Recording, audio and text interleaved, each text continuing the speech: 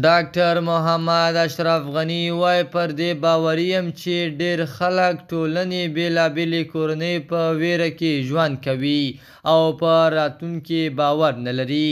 هغه ویلي چې اړتیا ده طالبان ټولو افغانانو قومونو د ټولنې بېلابېلو ښځو او نارینه‌وو ته ډاډ ورکړي چې د مشروعیت د خپلو او د خلکو د ډاډمنېدو لپاره روښانه طرحه جوړوي او له خلکو سره یې شریکوي. په سلامونو مو هرکلی کوم د AFG نیوز چینل درنو لیدونکو.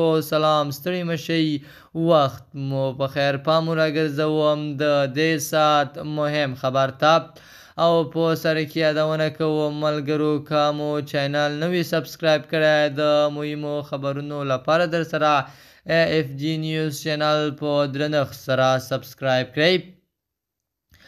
محمد اشرف غني ویلي چې اړتیا ده طالبان ټولو افغانانو قومونو د ټولنې بېلابېلو ښځو او نارینه‌وو ته ډاډ ورکړي چې د مشروعیت د خپلو او د خلکو د ډاډمنېدو لپاره روښانه طرحه جوړوي او له خلکو سره یې شریکوي.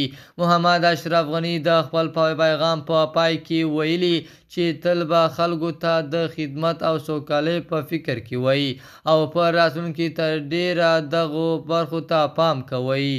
اشرف غني له حمدالله محب او فضل محمود فضلي سره یوځای تاجکستان ته ولاړل، خو 2 میاشتې وروسته سرچینې وویل چې تاجکستان چارواکو دغه هیواد په هوایي ډګر کې د نوموړي د سپرلې الوتکې د ښکته کېدو مخنیوی وکړ او محمد اشرف غني عمان ته تللی و. AFG نیوز چینل درنو لیدونکو، دا و زموږ د دې ساعت چمتو شوی خبر. د نورو مهمو خبرونو لپاره در سره AFG نیوز چینل په درنښت سره سبسکرایب کړئ.